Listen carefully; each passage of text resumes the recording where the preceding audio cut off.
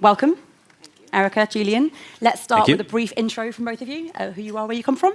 Hi, I'm Erica Schmidt. I'm the Managing Director for Cadreon in North America. Cadreon is the ad tech specialist unit, I didn't say trading desk, of IPG Media Brands.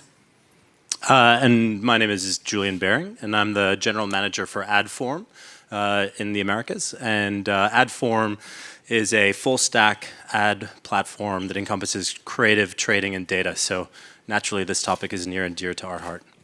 Oh, I'm sure. So can the combination of creative and programmatic actually help advertisers win? So let's set the scene. When we talk about creative and programmatic execution, what do we mean? Like, are we talking about programmatic executives learning creative? We're talking about creatives learning how programmatic works? Are we talking about inherent understanding between the two? Kind of what does it look like for both of you in your opinions? Julian, you could start. I'll start. So I think it's elements of all of the above, not to take the easy way out, but there are elements of all of the above. I think the most pertinent element, though, is making sure that the full breadth of programmatic capabilities are well understood by the creative geniuses and minds that sort of drive the output that marketers are signing up to from agencies. So that's a large part of it from our perspective, and sort of beginning to bridge the silos between the creative parts of the agency and where the big ideas stem from as far as executions are concerned, as well as all the programmatic function, which is constantly evolving and innovating, as we've all heard today and we're all familiar with, and making sure that those tools are sort of well understood by the parties that are supposed to turn those into wonderful creative executions. Erica, what's your take? So I think, Julian's right by saying all of the above. I think it starts from the very basic level of dynamic creative. And I remember from my search days, it was just dynamic insertion. And to me, that's just sort of table stakes now.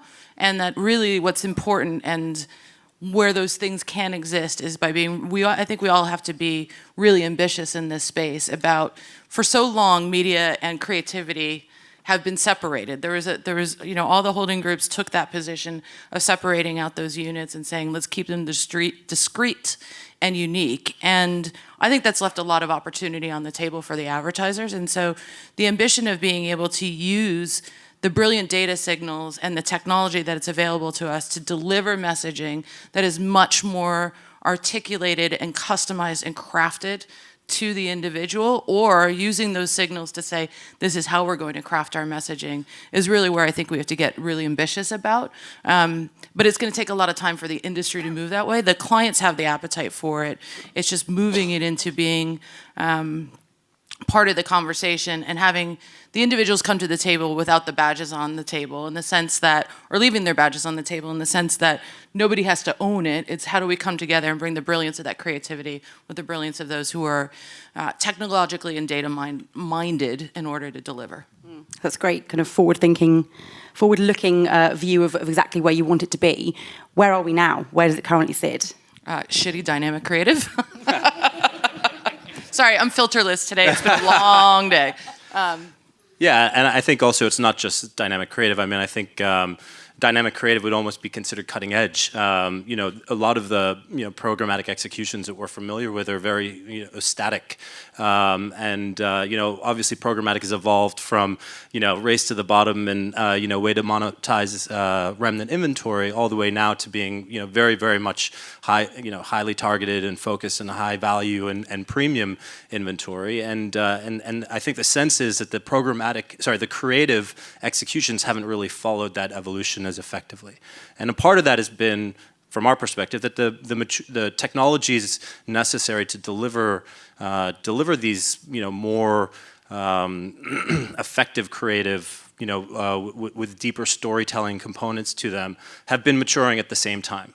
But I think now we're really at a point where the technologies have matured and there's platforms available to marketers that allow you to weave together, trading and data with creative, and then ultimately serve to drive greater utility to consumers, which is the end goal, right? To provide executions that people that resonate with them in the same way that TV historically has always been, an effective branding platform, because the message really is able to resonate with the end consumer. Interesting. So the tech is there. The ability to do a lot of this stuff is already there. Marketers are crying out for it. So why isn't it happening? Where's the sticking point? I think it harkens back to what I just said, in the sense that the creative and the media shops are separated. Quite often when you have an advertiser, we have many advertisers where IPG may have both relationships on both the media and creativity side, but in most cases it's with competitive holding groups. And even on the basics, when the media plan is coming together, forget about programmatic, but when that media plan is coming together, or there's a briefing session with the advertiser, the creative and the media shops may come together, but they're not aligned. They're not actually driven by the clients to have the same KPIs or objectives, and so there's friction in those environments. And I think you have to break through it. There are instances where there are breakthroughs, but what we tend to see happen is when we put together a provocative idea around how we could leverage the power of programmatic to effectuate better creative and ultimately better messaging for consumers, the minute you start using the terminology creativity, then the creative shop says, whoa, whoa, whoa, whoa, whoa, whoa. That's my swim lane. Back out of my swim lane. I'm going to take over. And then it becomes a cost conversation as well, because the advertiser, we may come in and say there are ways and means by which we could do this cost efficiently, which is important, even though we don't want to race to the bottom. But then the creative shop will feel like that's going to compromise their ability to continue to service the client and capture the rates that they need to. From your perspective, are the creatives that are inherently kind of used to building a 30-second TV ad, and then the agency or the advertiser directly kind of using that multi-purposing, like chopping it up and using it for many very different ad formats? Are the creatives ready? Is there still kind of a lot of kind of defensiveness around this? Well, I think there's two elements to it. So there's those big 30-second spots that every creative loves to work on, and the ones that get the Cannes Awards and get a lot of attention. And then there's the production that comes afterwards, where it's kind of like the idea gets permutated into different formats in order to fit the environment, as it were. When we have spent time, I personally have spent time going and spending time with, like, say, for example, the Martin Agency. They have Geico as an advertiser, and getting in front of the creative directors and saying there are different ways to do this. There are ways that we could actually really come up with a compelling offering in the marketplace. The appetite is there. It's just finding the right point in which you could sell it into a client and get the client excited for it, and getting them to stop worrying about navigating swim lanes or having to navigate how the creative and the media shops come together. And despite there being a lot of talk in the industry, I mean, the main theme of Cannes this year for many companies was data and creative, programmatic and creative are finally coming together. No one really saw it, but everyone's still talking about it. Come on, guys, it's true. And from a creative perspective, they will often think, or the consensus is that programmatic and automation kills the ability to be creative. It kills creativity. Is that true? And if not, like, how do we get to that stage? So categorically, no, that's not true. Correct. And I think part of how we get to that stage is as much as anything, it's education, right? So educating the creative minds as to the breadth and capabilities that are available now through programmatic.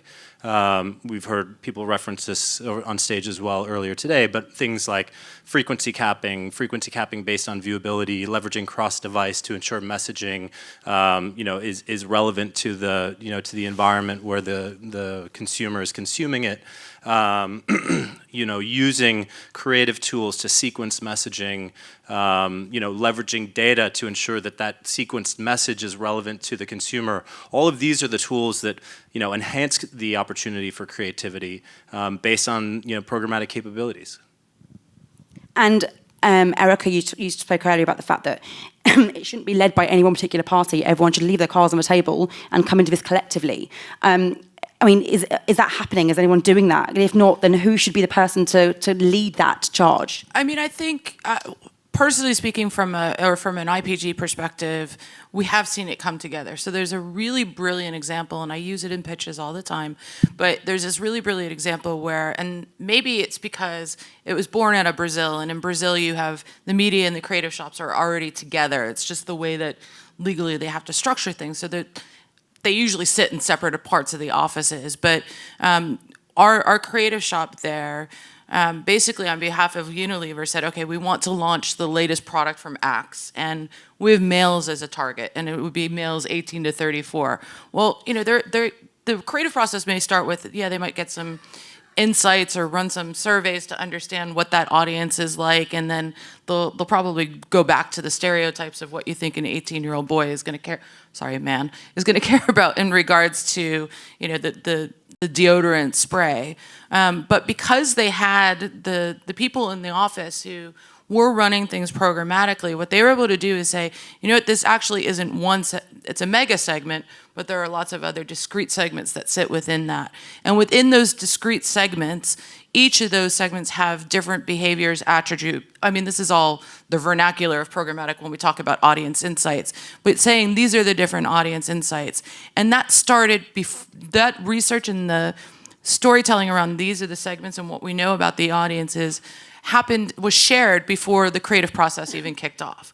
So then you start talking about the creative process, and these are your targets. Well, guess what? We're going to be filming. They basically did a redo of Romeo and Juliet set in modern times, but they filmed all of it in these little parcels that were all based on what are the core attributes of these 6 different groups. So one group likes film noir, another one likes action, et cetera, et cetera. And then using technology to then deliver the right bespoke creative commercial, so a 30-second spot in video, to those audiences. And that's where it really came beautifully and creatively. And really, quite honestly, is I think what everybody was trying to get at Cannes, but I saw a lot of the work that came out of it, but I don't know that it was necessarily in that nature. It was like, oh, well, we used a little bit of data, and it could be a weather signal. Well, we're all used to that too. So not all that, I mean, it's great, but it's not the most exciting thing anymore. So when it's, I guess it's when you have that intersection made, the intersection is already really there, and there's none of that friction point. But maybe that becomes, for all of us to do this successfully, it's a new world order in terms of what an agency would look like, right? So you structure it that way, and you sell it in to the right CMO, and I think they'd buy into it really quickly. And just to build on that, I mean, I think we talk about data a lot, obviously, in programmatic, but I think also one of the nice things about bringing creative into the whole programmatic stack and leveraging it is that creative is a very good source of deriving first-party data signals, right? So constructing creative that allows a user to engage with creative in a way, and then perhaps demonstrate what segment would be relevant for them, whether it's a car manufacturer or a financial services a company, you can use a creative to engage with consumers in a way, perhaps gamifying the execution or leveraging, other capabilities within the creative to essentially create the data signals to allow you to then, segment that user and then retarget them or re-contact them with other messages that are going to be more relevant to them. So when we think of data, it's not just purely from the perspective of how am I going to segment this user and then create, a message that's relevant to them, but it's actually, you can use the tool set, the programmatic tool set to derive that segmentation information. And that's something I was interested in, actually. You talk about creative and data and the fact that you can actually get a lot of data signals from the creative itself. How can you combine kind of the data-driven targeting that is out there, like weather, location, everything else, kind of previous behaviors, with the actual creative? If you've got, say, thousands of creatives alongside kind of thousands, millions of different data points and data segments, how can you bring them together, and how can you actually make sure that this ad works with this particular segment? I mean, is the tech out there for that, and should we be doing that already? Julian has a fully integrated stack that could deliver on that. Please elaborate. Thank you, Erica. Yeah, exactly. So, I mean, it's absolutely true, though. I mean, that is part of AdForm's differentiation. Shameless plug, so apologies. But thank you, Erica. But yeah, so when you have creative, all the tools around, targeting, DSP, reaching audiences in various different environments, and a DMP all integrated as one solution, then it becomes a lot easier to accomplish those objectives, right? To sequence messaging, to have the sequencing of messaging relate to the audience segmentation within the DMP, and then in real time to use that information to then retarget or to recontact or reconnect with users. And it doesn't have to be thousands and thousands of creative executions, right? But if I'm in market to purchase a car, and it's, Mercedes-Benz or something, right? I've got multiple different types of automobiles that I could sell to that user, right? So you can use sort of top of funnel activities to identify that this is somebody that may be relevant to a German automobile and interested in market, but I might not know if they're interested in an SUV or a station wagon or, a sedan or a coupe. And so I can use a creative to create that messaging and then sequence a story, down the various different conversion paths based on what I'm interested in, and then use, much more effective information sharing tools. I mean, ultimately, this is about providing utility to consumers, right? For me, to help me in my consideration path to an outcome, right? So I can use the creative and then the sequencing of messaging and then the segmentation to make sure that I'm delivering relevant messages to a user down a consideration path that's relevant to them. And that's, again, to the point mentioned earlier, that's one of the benefits of having an integrated stack, an integrated proposition where all those pieces are connected together. And you're talking about a lot of great theoretical examples of how this can work. Who's doing that? Like, obviously, you must have clients on your own platform that are kind of trying to implement this in this way. How is it working for them? I mean, I think it's working very well. We have a number of clients that are doing this globally in different markets, and they're reaping the benefits of it. So it is absolutely working. I mean, from our perspective, in terms of maybe not necessarily on Julian's integrated stack, but we do have clients who are doing in some way, shape, or form. Again, of course, I'm going to talk the aspirational front, but in terms of the, where the rubber's really hitting the road for us today, it's examples throughout the J&J consumer portfolio where it could be something as simple, a simple data segment that is, or a signal that, okay, someone who buys Neutrogena face wash could potentially also buy their moisturizer, and just doing a perfect pairing and delivering that message to increase the cart or the lifetime value of the customer or what have you.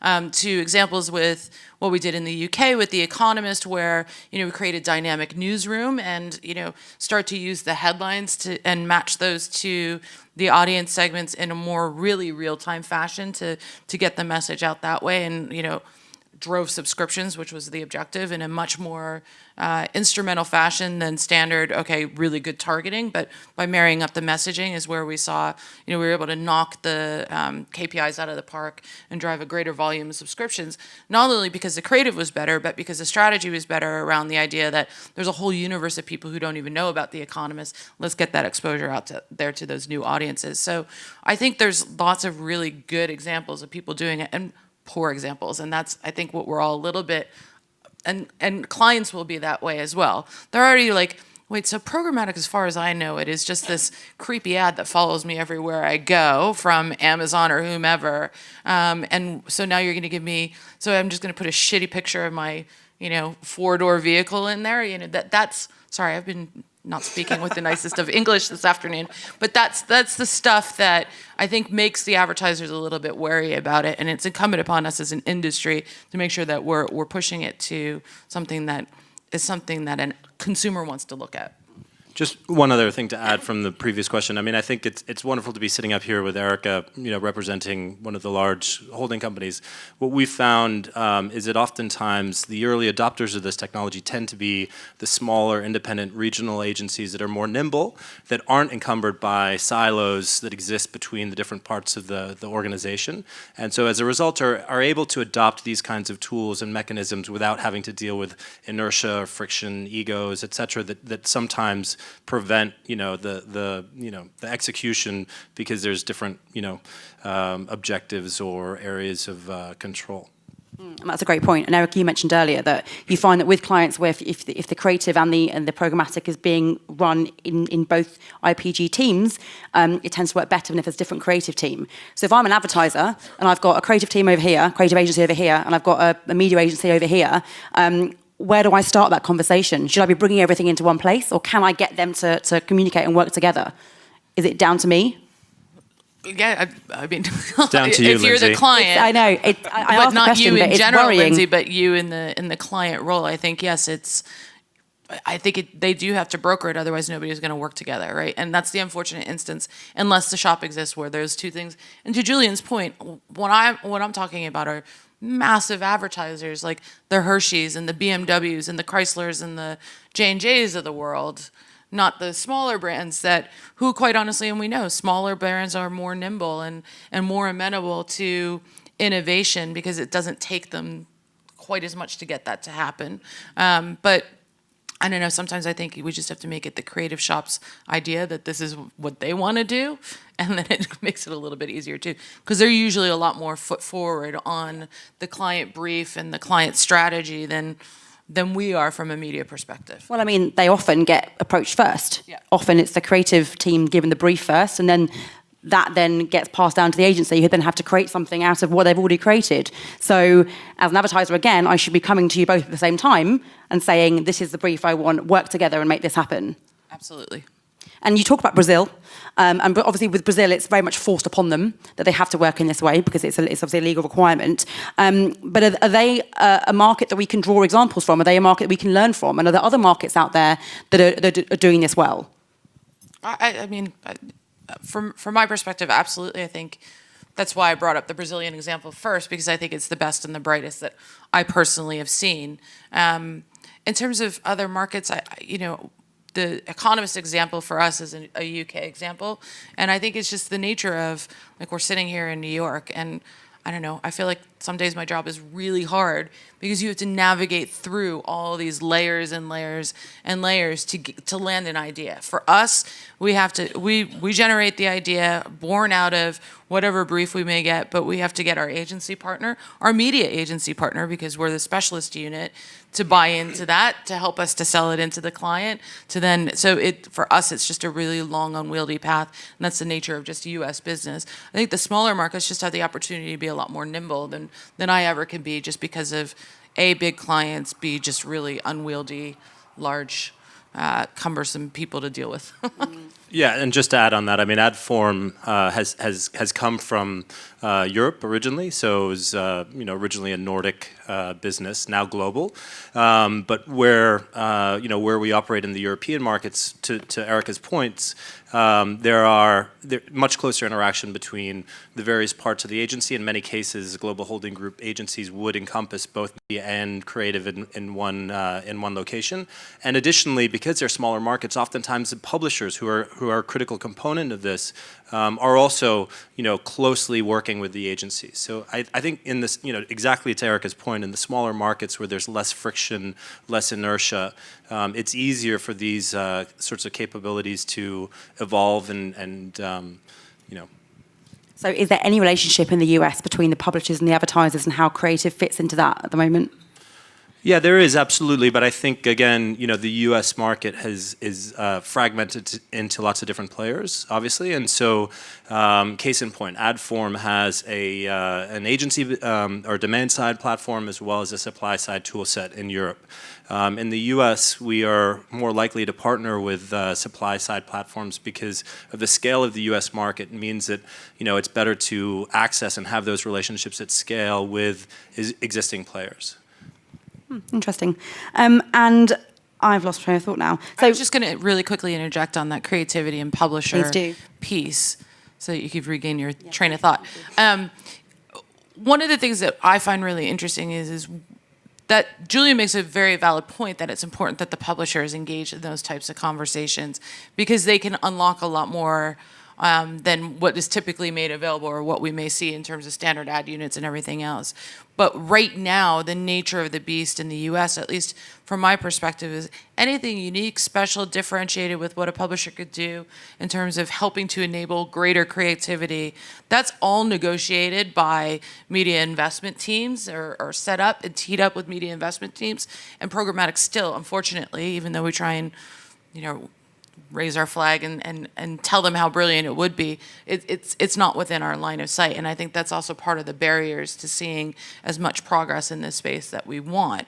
Yet, you look in, and this is where I think it's really interesting, because we do programmatic from a digital perspective, we do television in advanced ways. We don't call it programmatic TV because that's just not the reality of things. But when you start thinking about addressability and the addressable players that are out there, and Verizon is testing with their own house ads, like how do they just deliver dynamic house ads that are more curated based on all the data they're sitting on? So, I'm a Fios customer because that's in my building here in New York, and the ads that I'm getting on demand are, when I'm doing catch-up TV, are thank you for being a customer. Like that, even something as simple as that is really refreshing. But it takes that publisher, as it were, and the space that they have in order to enable that creativity, even in its most basic form for a TV commercial. And you say, like, thank you for being a customer. It's an obvious thing. Like, I get emails all the time I'm an existing customer of, say, Vodafone in the UK, for example. They email me saying I can get this brand new broadband that I can't get in my area. It's not in my area. They know everything about me.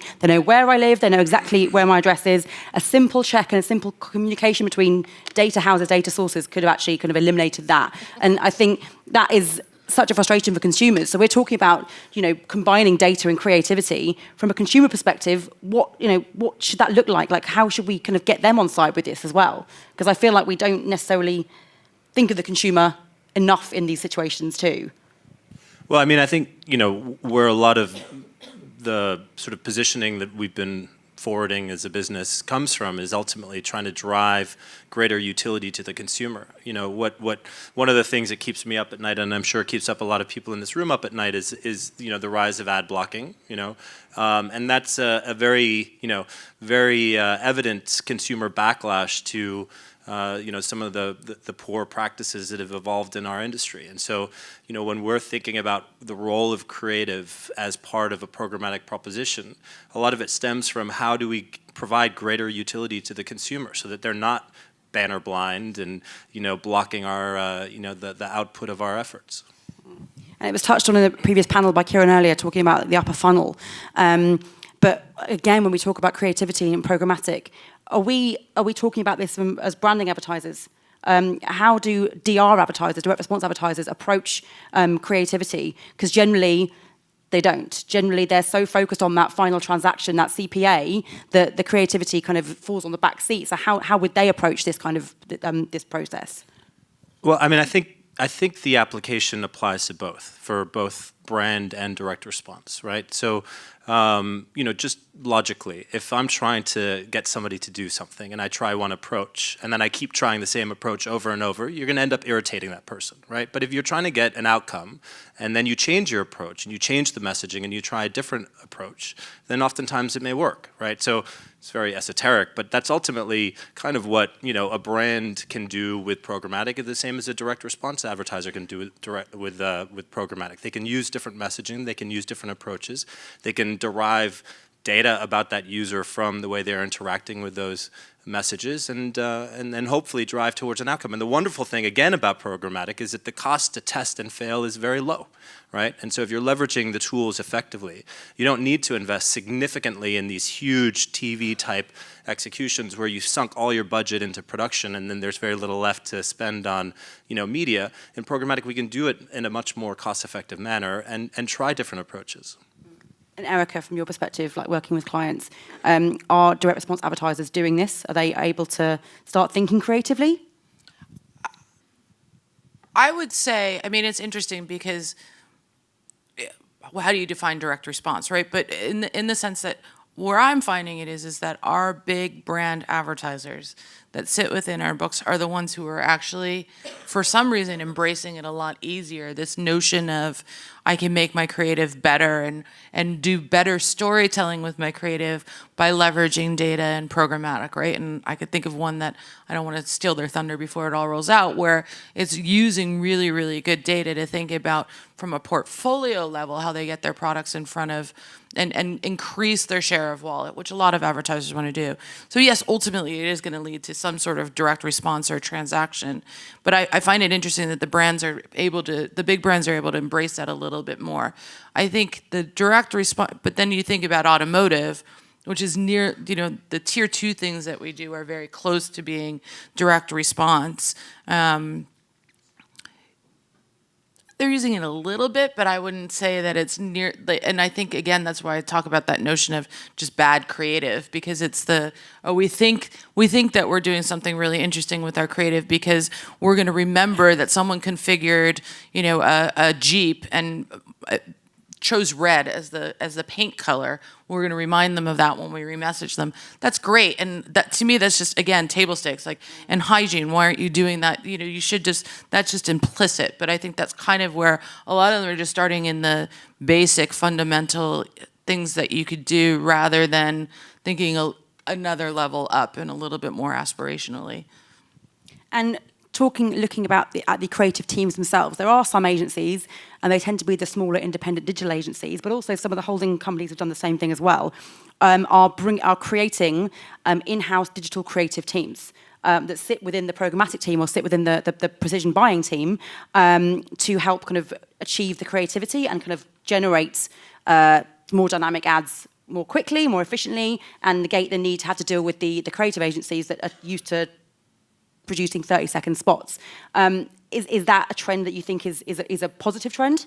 Absolutely. Yeah, I mean, absolutely. I think that's that's the natural evolution of things, and I think that's that's how we see everything that this talk encompasses sort of evolving in that direction, right? So that's the tangible evidence that creativity is and creative as part of programmatic is ultimately an end goal, maybe not an end goal, but an objective that we're striving towards, and is well within the industry's reach now.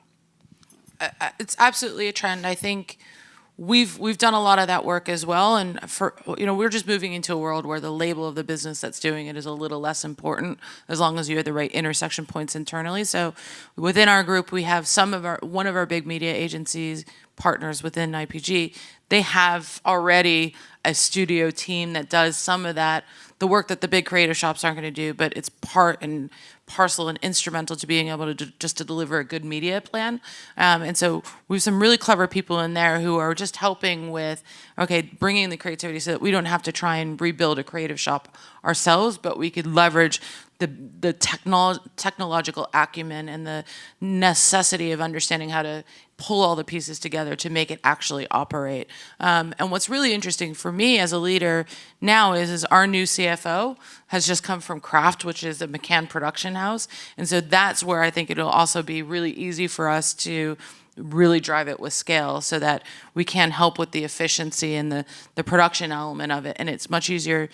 And oftentimes the way that we kind of keep the creative shops from getting too antsy about the fact that we're touching this stuff is by calling it production rather than creative. And it's semantics, and it's irritating semantics, but if it's going to help us get those better outcomes, then we'll deal with it. Yeah, so it does sound like things are developing. Yeah. Yeah, awesome. That's all we have time for. But Erica, Julian, I want to say thank you very much. A round of applause for them both, please. Thanks, Thank Lindsay. you. Thank you. Thank you.